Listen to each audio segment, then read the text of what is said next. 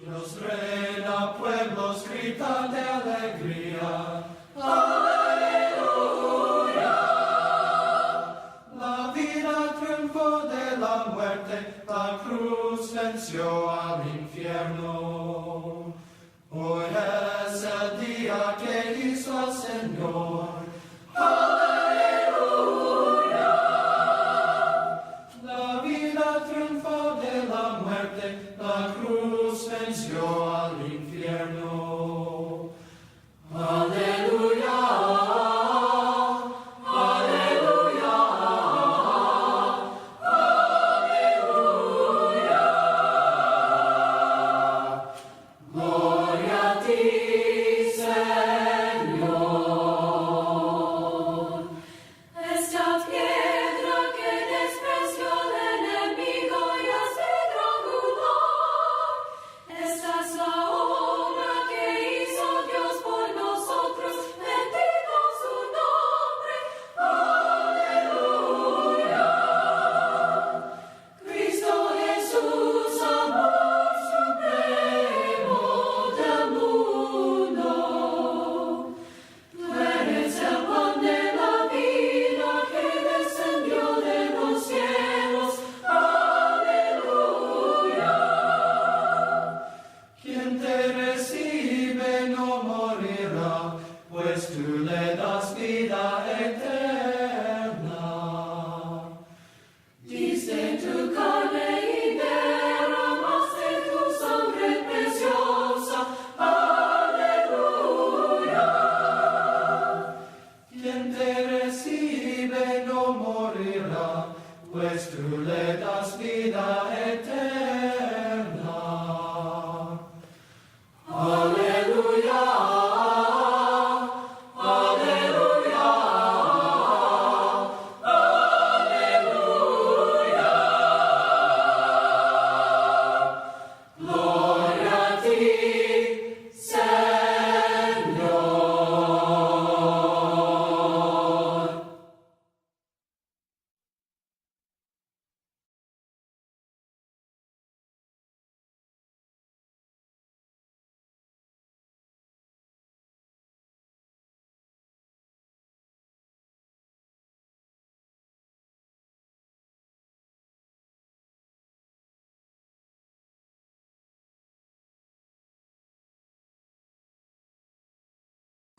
En base a conocer más acerca de tu hermosa y bendita voluntad, suplicamos, Padre, pues de que bendigas al expositor, el siervo que te ha escogido, Señor, para edificar nuestra vida espiritual. Suplicamos, Señor, que le des palabras entendibles, palabras fáciles, para que pueda llegar a nuestro corazón y de esta manera, Señor, aceptar tu santa y bendita voluntad, Padre. Bendícenos a todos aquellos que hemos preparado nuestro corazón, nuestra mente, Señor, para poder aceptar tu verdad y de esta manera el reino de tu Hijo amado, Cristo Jesús, sea engrandecido y embellecido por aquellos hombres, Señor, que están dispuestos a proclamar la verdad.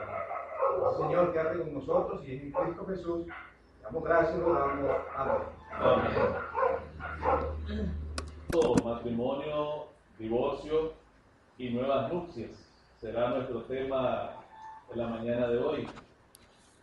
En esta parte, en algunas, en todo lo que vamos a estar viendo en el transcurso de la exposición, he querido recopilar un poco de información sobre el matrimonio, no solamente divino o bíblico, sino un poco de historia acerca del matrimonio.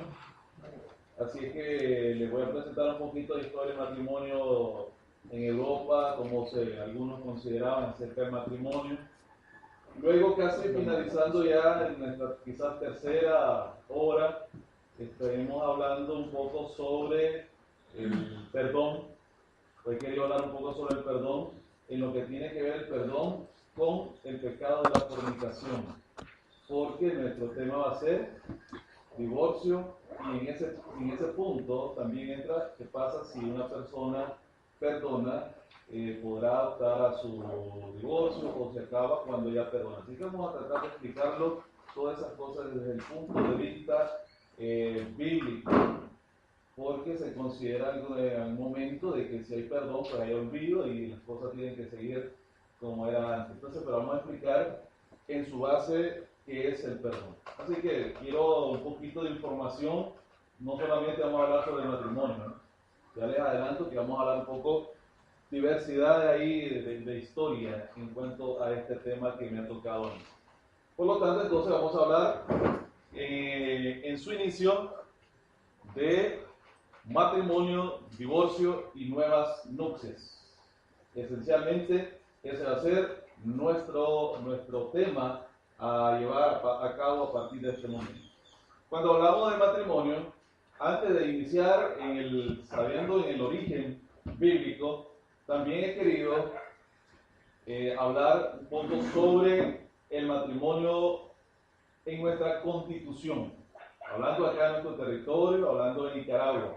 ¿Qué dice la ley acerca del matrimonio? ¿Qué piensa o qué nos redacta la legislación acerca del matrimonio, su significado, en su aplicación para el matrimonio a las personas que vivimos acá en Nicaragua? Así es que, cuando hablamos de matrimonio en la concepción jurídica acá en Nicaragua, la ley va a tener sus aspectos con referente a este tema.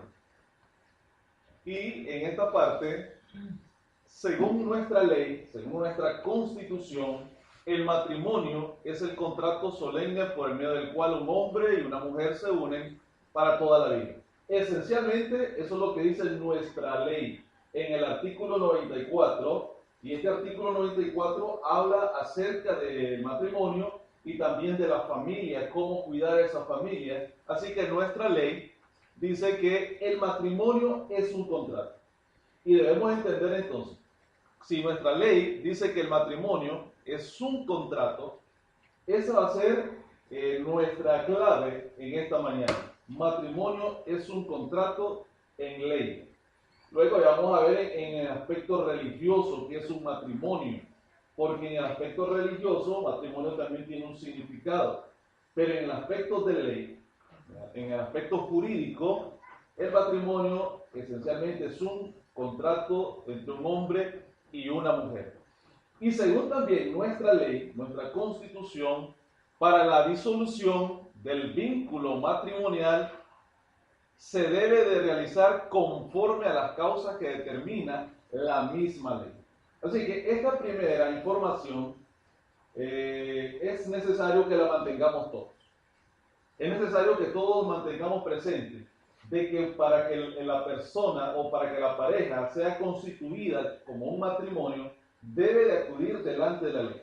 Para disolverlo, para que ese matrimonio se disuelva, de igual manera debe de acudir a la misma ley que lo ha unido en matrimonio. Así que necesitamos tener presente esta parte, que no se nos olvide, porque cuando lleguemos a un aspecto más, va a ser necesario recordar lo que nuestra constitución habla acerca del matrimonio y la disolución del matrimonio. Por lo tanto, entonces, según nuestra constitución, el matrimonio es una de las instituciones fundamentales del derecho, de la religión y de la vida misma para todas las personas. Ahora bien, es una entidad, según nuestra ley, el matrimonio es una entidad o es la base o es el núcleo de la familia. Así que eso es lo que nos está tratando de informar nuestra constitución acerca del matrimonio. Y el matrimonio es la base fundamental para tener una familia, para que nuestro hogar sea, según nuestra ley, formado o constituido, su parte principal va a ser el matrimonio. Ya decía que para el derecho, para lo jurídico, el matrimonio es un contrato. Para la religión es un sacramento. Cuando hablamos de sacramento, esa palabra tiene algunas raíces, tiene algunas derivaciones, tiene algunos conceptos, pero esencialmente voy a rescatar uno de ellos, que es santo. Así es que, si para la ley el matrimonio es un contrato, para lo religioso es algo santo. Para Dios el matrimonio es santo, es puro y es perpetuo. Por tanto, entonces, si para la ley significa un contrato, para lo religioso significa un sacramento. Se configura con el consentimiento de un hombre y de una mujer para establecer entre ellos una unión regulada por la ley. Pero sigo hablando sobre nuestra Constitución. Todavía no hemos abandonado lo que nuestra Constitución política acá en Nicaragua establece acerca del matrimonio. Toda esta información que les estoy presentando es acerca de la Constitución que tenemos nosotros acá en Nicaragua. Por lo tanto, según la Constitución, ese matrimonio lo debe configurar con el libre consentimiento de las personas. Y es la ley la que va a regular dicho matrimonio. Pero se dice en algunos aspectos de esta misma ley que como no es tan clara, la misma ley no es muy clara y es amplia, algunos consideran que deja mucho o da lugar a la interpretación porque la ley no especifica que debe ser entre un hombre y una mujer. Simplemente la ley especifica que es entre dos personas que estén con el deseo de contraer matrimonio. Así es que algunos consideran que la ley en nuestra Constitución política en Nicaragua ha dejado esa puerta abierta para que algunos piensen que se puede unir en matrimonio las personas del mismo sexo, aunque la misma Constitución no lo respalda. Simplemente le hago notar esto porque algunos estudiosos de la ley consideran que la ley misma no es tan enérgica en ese aspecto, en decir que solamente el matrimonio en Nicaragua es para un hombre y para una mujer, sino que lo ha dejado abierto. Según nuestra Constitución, ¿quiénes son las personas aptas para contraer un matrimonio? Eso nuestra misma ley nos va a dar la pauta para saber quiénes son las personas que están aptas para unirse en el matrimonio. Así que fija la ley impedimentos absolutos para la unión matrimonial, por lo que no podrán unirse en matrimonio o casarse civilmente las personas que estén ligadas por un matrimonio anterior. Esto no es bíblico, esto es la ley, esto es la Constitución acá en Nicaragua. Las personas que estén unidas con un matrimonio anterior no pueden casarse o contraer nuevas nupcias. Los ascendientes o descendientes por sanguinidad o alguna relación que tengan familiar.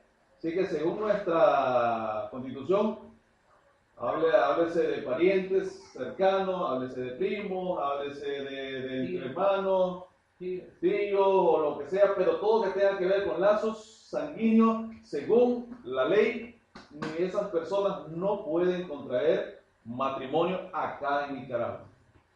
Lo otro, bueno, en este aspecto, hablando también más cercano, son lazos sanguíneos de los hermanos.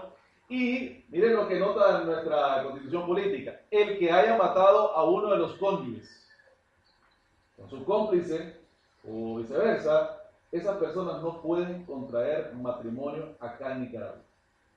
Sí, ese es el aspecto, esa es la opinión de la ley nuestra que nos gobierna acá en nuestro país, para que tengamos un poquito entendido quiénes son las personas que pueden contraer un matrimonio. Por su parte, nuestra Constitución política, en lo que representa los derechos de la familia, y en especial cuando aborda el asunto del matrimonio y la unión de hecho estable, nos deja la posibilidad de una interpretación amplia en cuanto a la unión de un hombre y una mujer. Eso es lo que le decía hace un momento.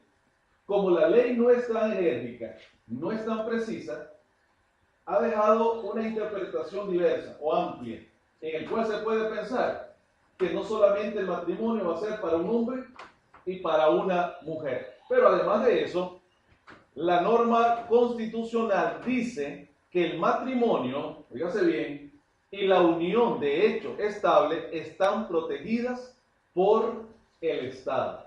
Mas, sin embargo, nuestra misma Constitución nos aclara que una cosa es el matrimonio y otra cosa es unión de hecho estable. Que la misma ley nos debe de decir que es una unión de hecho estable. Porque si nuestra Constitución no resalta que ellos protegen el matrimonio y protegen unión de hecho estable, es la misma ley la que nos debe decir que es una unión de hecho estable. Porque ya nos dijo que es un matrimonio. Y según la ley, matrimonio es un contrato. Pero nuestra Constitución nos debe de aclarar que es una unión de hecho estable. Así es que ella misma es la que nos debe de dar la respuesta. Y en este caso, la unión de hecho estable es la unión sin estar casados legalmente, pero con la misma finalidad.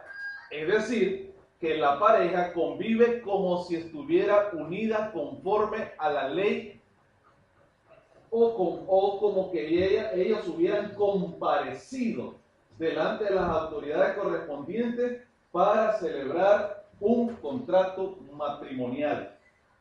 Óigase bien, la misma Constitución dice que la unión de hecho estable es una relación o una unión de una pareja sin estar casada. Así que no han acudido a la ley.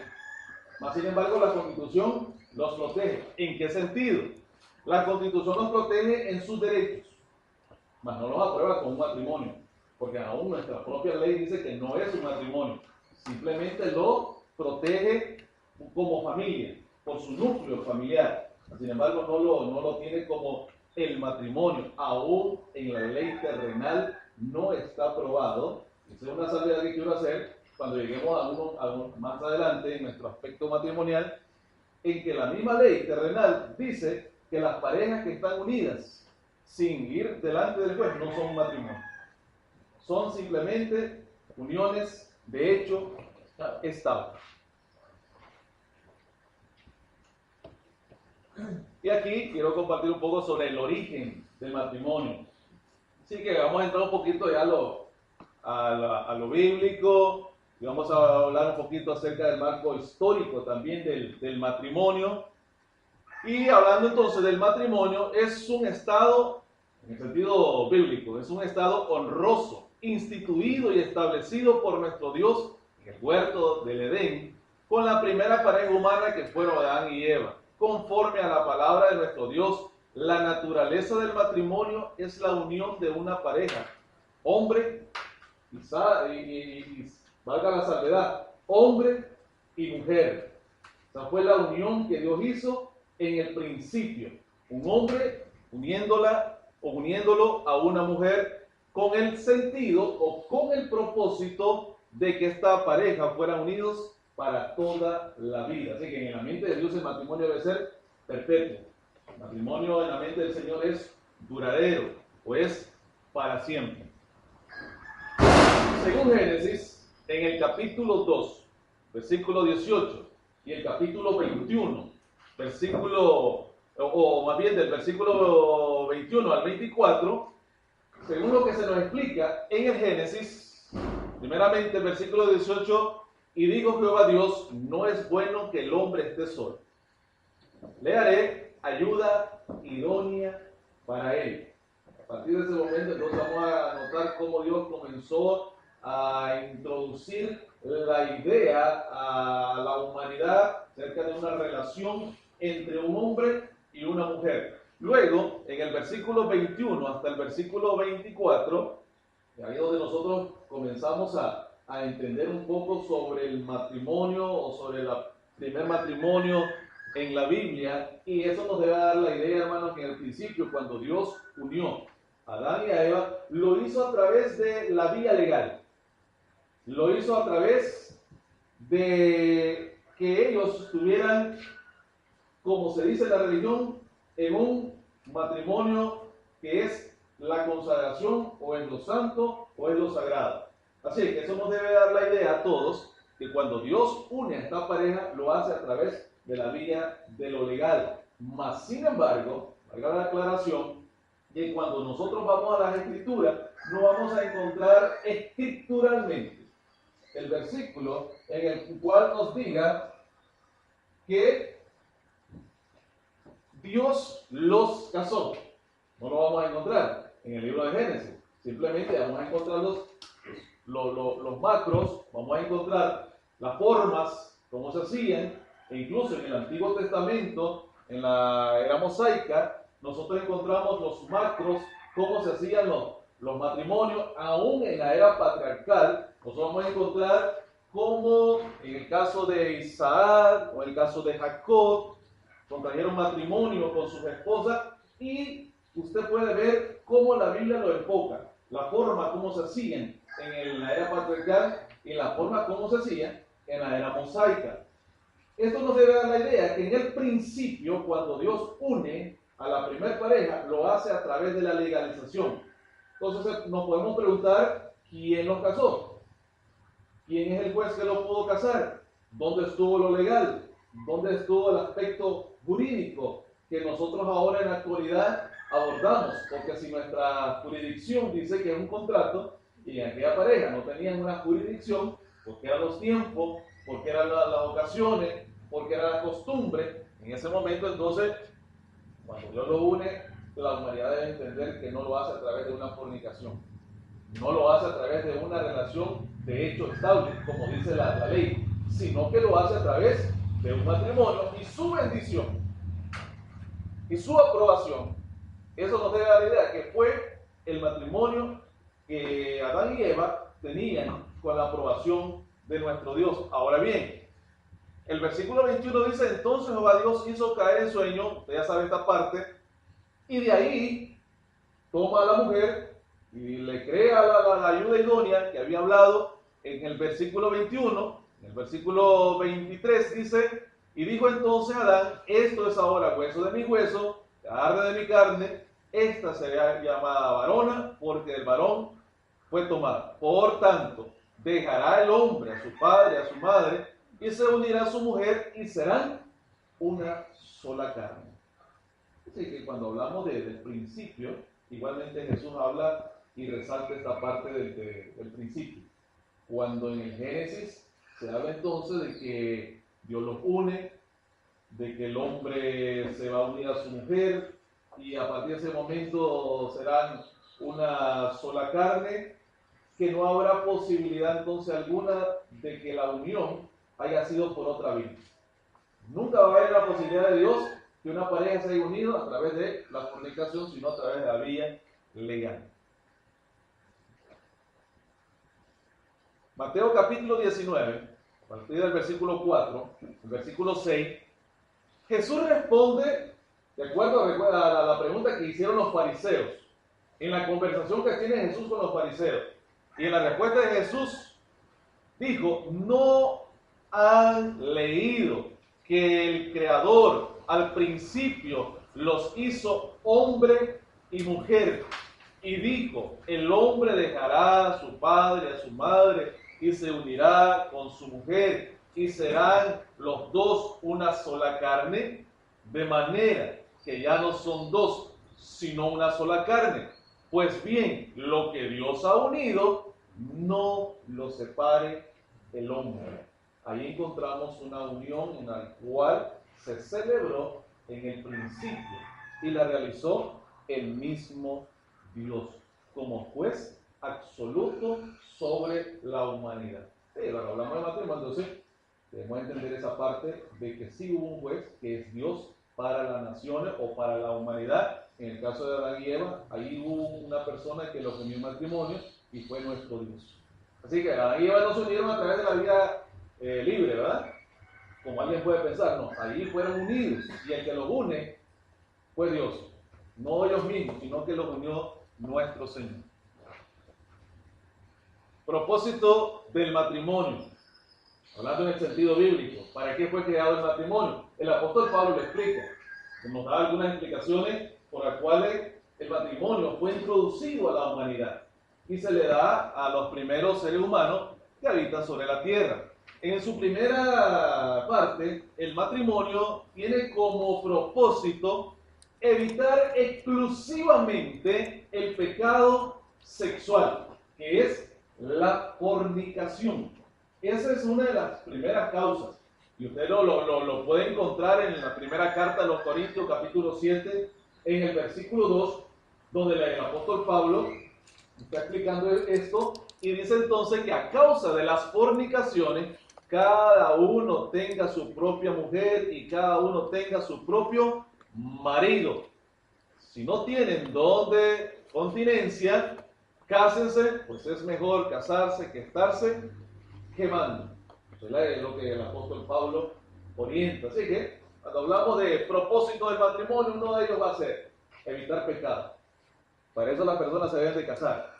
La persona que no está casada y tiene una relación con otra persona, eso no nos debe dar la idea bíblicamente que está en unión libre, y si está en unión libre, quiere decir que es una relación ilícita, y si una relación ilícita es una relación de fornicación, y si es una relación de fornicación, eso es algo pecaminoso.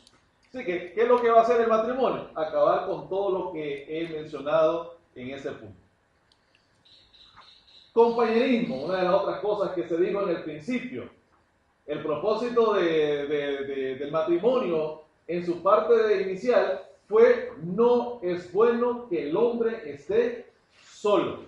Y luego dijo Dios: le voy a hacer ayuda idónea para este hombre. Es decir, que buenos amigos, buenos compañeros, personas que se apoyen, personas que puedan ayudarse mutuamente, personas que puedan luchar juntamente, personas que en el contrato matrimonial estén juntos en las buenas, estén juntos en las malas, que disfruten juntos, pero también que sufran juntos. Así que cuando hablamos de los propósitos matrimoniales, también vamos a estar hablando del compañerismo que debe tener este hombre con la mujer y viceversa. Son uno de los primeros propósitos del matrimonio. Y como decíamos al inicio, en la mente del Señor, el matrimonio es perpetuo. El matrimonio es eterno. El matrimonio no tiene caducidad. El matrimonio no tiene fin para Dios. Y eso la humanidad lo debe tener muy claro. En la mente del Señor no hay un momento en el cual el matrimonio debe de terminar. Un hombre, una mujer unidos hasta que la muerte los separe. Y según lo que Jesús dice, lo que Dios une, no lo separe nadie. Así que esa es la disposición de Dios. Nadie lo debe separar. Y según Dios, eso que Él crea y eso que Él une debe ser para siempre. Hasta que el hombre o la mujer mueran. Según la analogía que hace el apóstol Pablo en el libro a los Romanos, capítulo 7, cuando él hace la analogía del matrimonio con la ley. Así que también el apóstol nos dice que, también nos hace la comparación con esas dos partes y nos dice cuándo es que se acaba, cuando uno de los dos muere. Tiene que hacer la mente de Dios. ¿Quiénes son libres para casarse?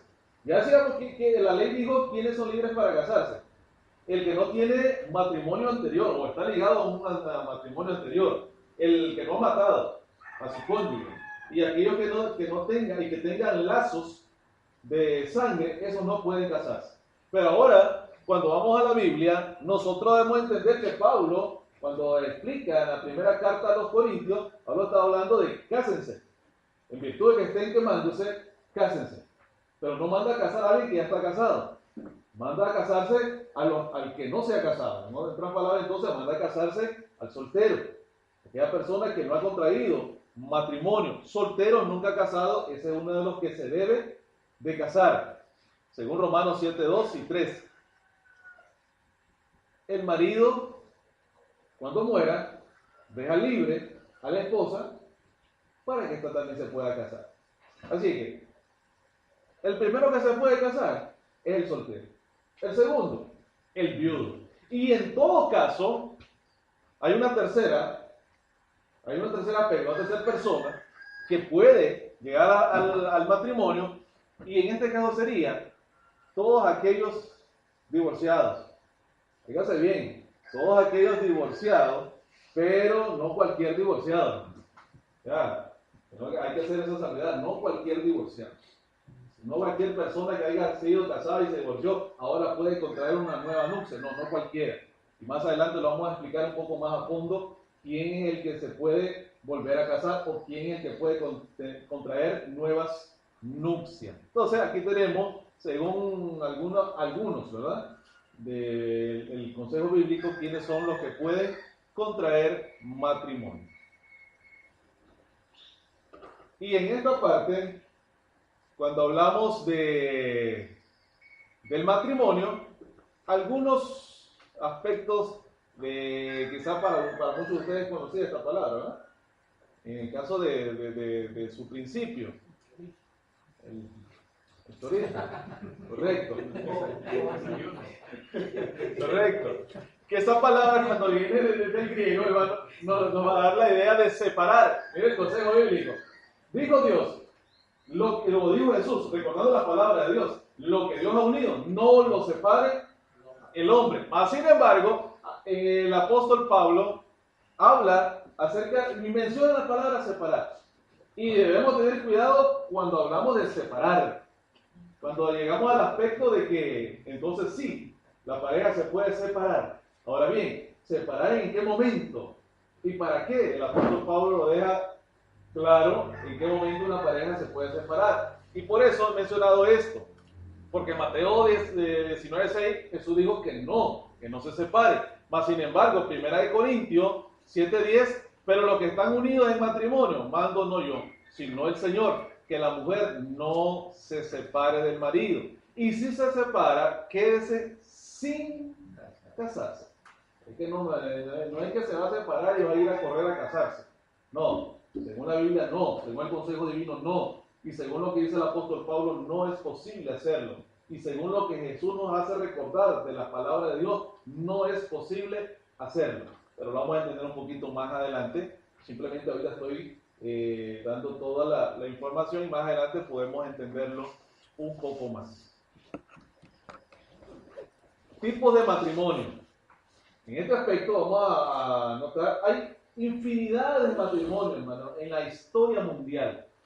Yo he resaltado algunos, óigase bien, solamente algunos matrimonios, pero en la humanidad, en su historia, desde la primera pareja que vivió sobre la tierra, han habido infinidades de matrimonios y de tipos de matrimonios en lo que es Europa, en Europa occidental, hay infinidades de matrimonios. Así que yo les voy a resaltar algunos de ellos para que conozcamos cómo se celebraba y qué idea tenían ellos acerca del matrimonio. Y usted va a ver qué tanto estaban cercanos al criterio bíblico o qué tan alejados estaban ellos en aquel entonces.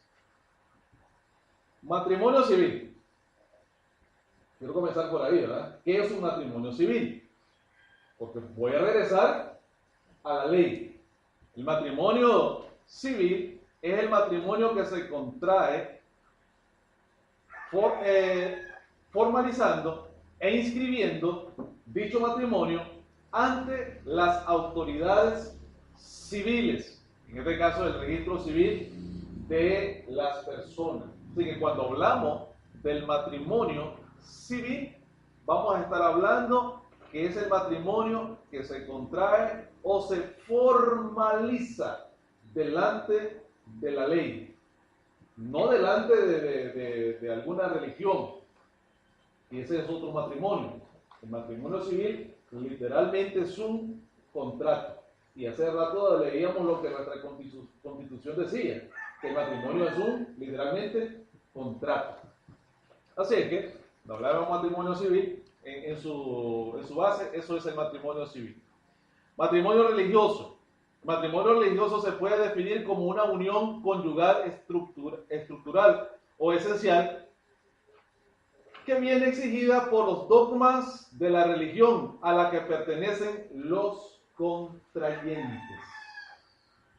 Fíjense bien, esto es en la definición de lo que es un matrimonio religioso.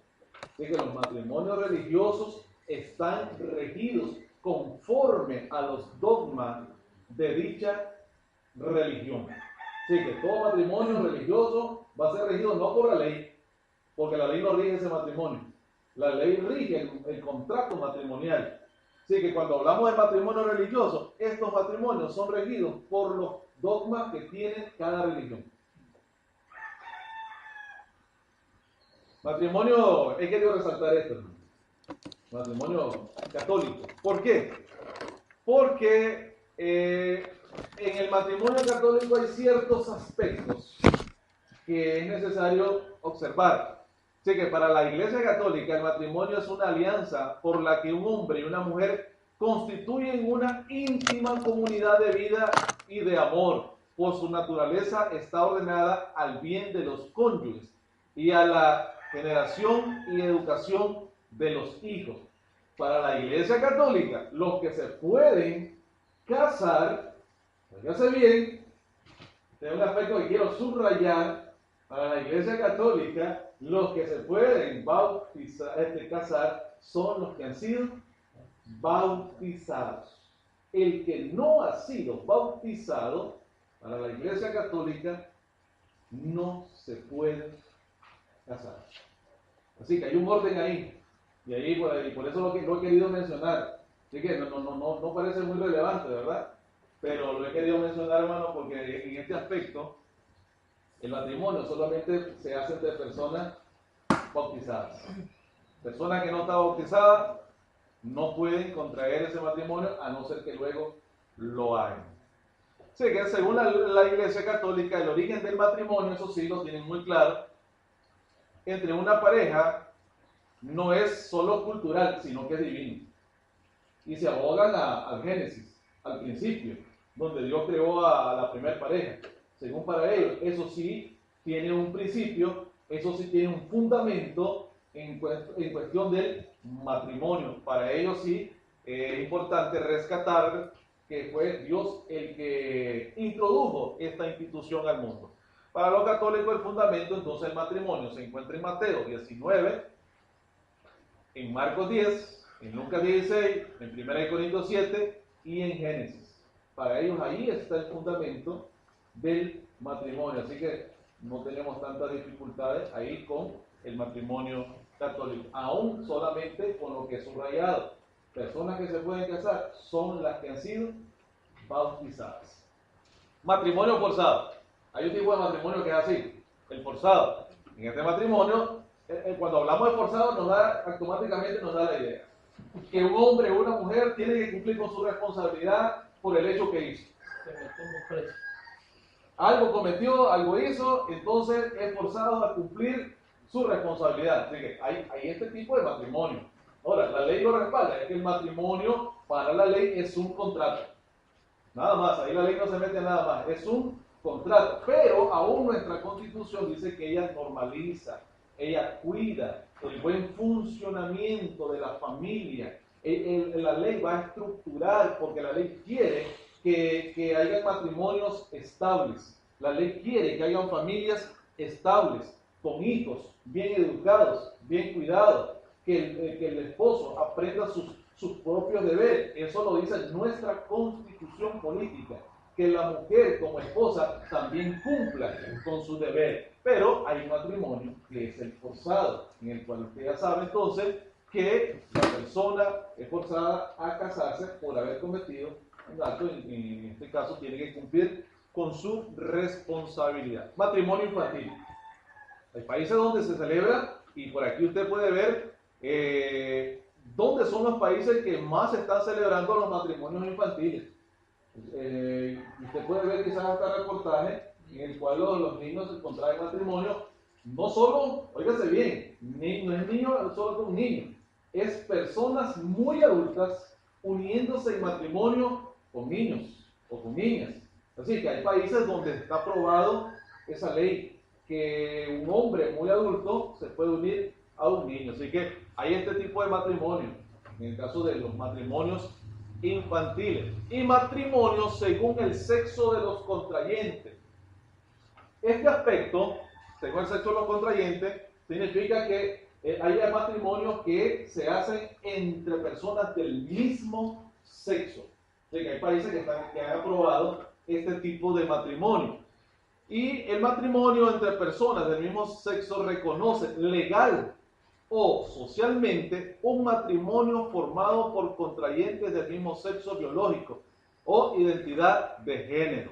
Las primeras leyes de la época actual en reconocer el matrimonio entre personas del mismo sexo fueron aprobadas durante la primera década del siglo XXI, al 9 de febrero del 2018, en diferentes países. Ya voy a decirle en qué tipo de países.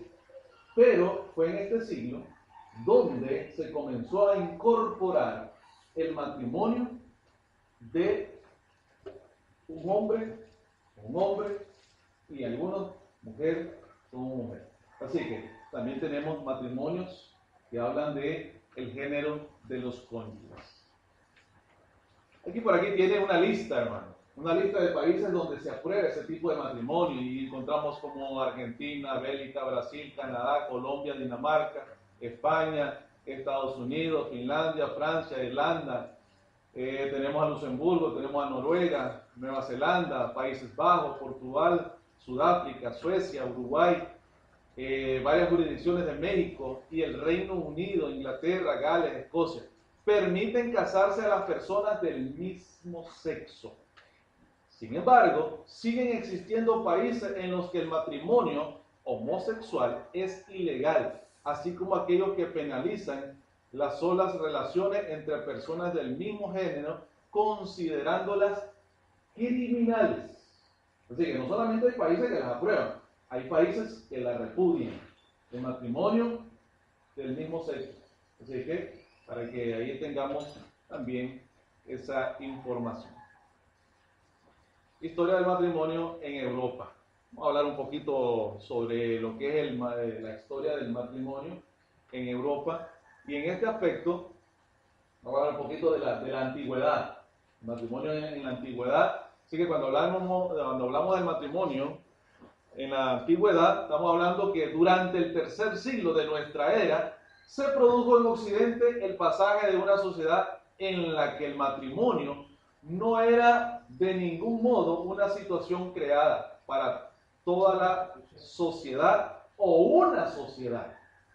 Sin embargo, el matrimonio se consideró como una institución fundamental. Pero estoy hablando, por eso yo les decía, cuando llegamos a este aspecto, íbamos a entender qué pensaban ellos acerca del matrimonio. Estoy hablando en Europa. ¿Qué piensan o qué pensaban en aquel momento? Estamos hablando del siglo III. ¿Qué pensaban ellos acerca del matrimonio? Y ellos consideraban que el matrimonio no fue creado para una sociedad, no fue creado para alguien en sí, sino que ellos consideraron que el matrimonio es una institución fundamental para todas las personas. No hay una persona que esté fuera del matrimonio, según ellos en el siglo III en Europa. Consideraban entonces el matrimonio, cada persona que estaba sobre la tierra, significa que debía estar sumergida bajo un matrimonio. En las sociedades no cristianas, judías o musulmanes, el matrimonio no era la norma. El matrimonio era utilizado solo por los poderosos y solamente por las clases altas en aquel momento. Así que alguien que de clase baja no contraía matrimonio. Yo no sé si eso ha cambiado un poquito, ¿verdad? No sé si en nuestra clase social alta el matrimonio sigue siendo fundamental y en la clase baja el matrimonio en algunos aspectos no es tan fundamental. Pero en Europa, para las personas de clase alta, sí era fundamental el matrimonio. En la antigua Roma, según se dice, la castidad no era una virtud.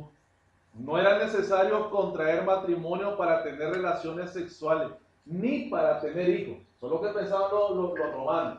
Sí, que para los romanos eso no era necesario ir delante del juez y que el juez los uniera en matrimonio y legalizara su unión.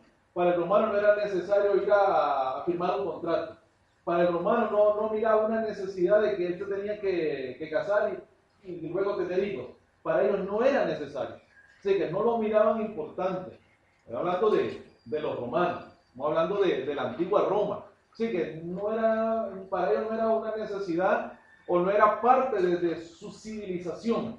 Cuando hablo del matrimonio. Solamente, y aquí quiero resaltar, la mayor parte de las veces se legalizaba, oiga bien, ellos se casaban o se daban en matrimonio en los romanos solamente para legalizar sus bienes, para que sus bienes no quedaran y pudieran distribuirse. Ellos hacían el matrimonio solamente por esa razón, para que sus bienes fueran traspasados a sus descendientes. Pero no lo miraban que era el núcleo de la humanidad, no lo miraban como una institución y no lo miraban fundamental. Simplemente el romano lo analizaba desde el punto de el matrimonio simplemente es para traspasar o legalizar los bienes. Así que no era necesario casarse para tener hijos en el caso de ellos. En Atenas, en la Grecia clásica, para el acto mediante el cual un varón se comprometía a unirse a una mujer, se utilizaba el vocablo griego que usted ve acá. Así que, pues, si usted lo puede leer, así que ahí los que han analizado el griego, así que esa palabra literalmente significaba garantía. Así que ahí se da una garantía.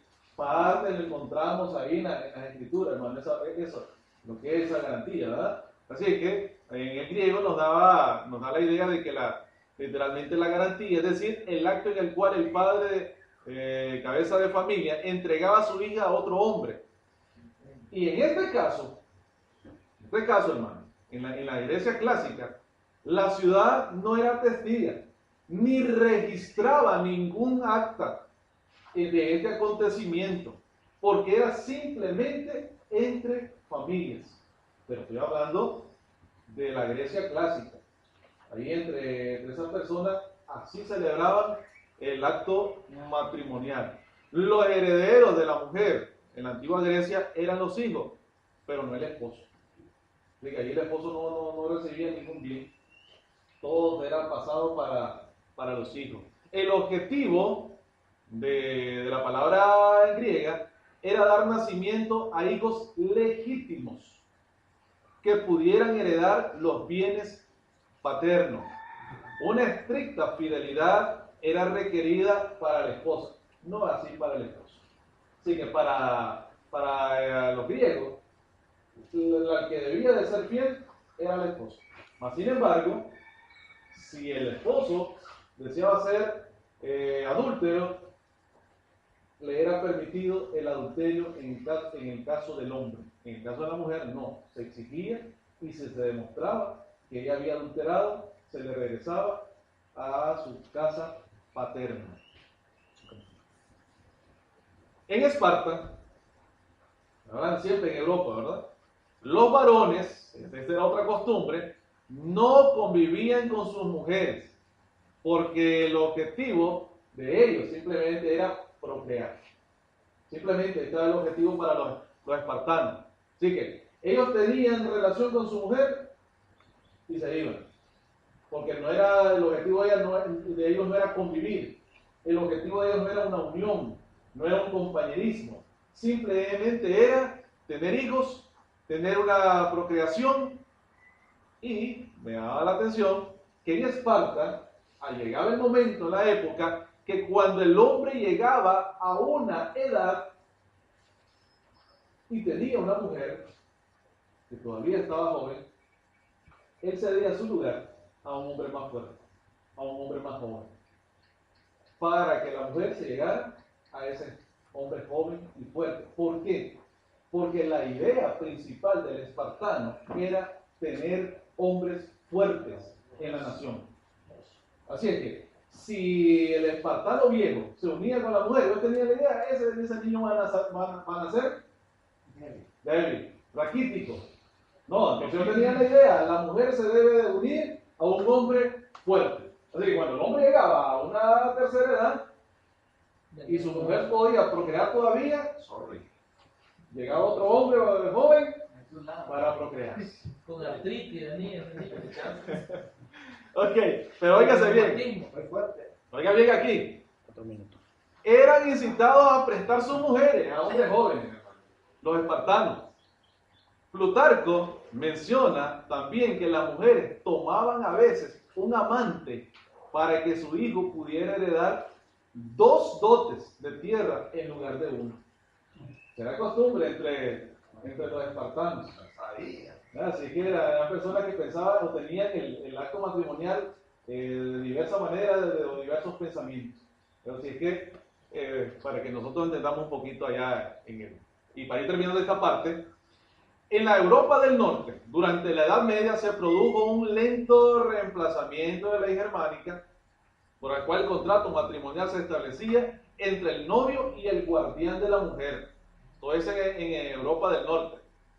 Por los códigos civiles cristianos, donde se requería el consentimiento de la mujer, sí. Mas, sin embargo, el marido o el novio se arreglaba con el guardián de esta mujer, no así directo con la mujer. Aunque el guardián consultaba a la mujer si estaba dispuesta a tener o contraer el matrimonio con dicho hombre. Pero era la forma como ellos lo realizaban. Así es que esta es una de las partes de la historia del matrimonio en Europa. 9:05 de la mañana, hermanos, estamos por acá. A las 9:05. Amén, María.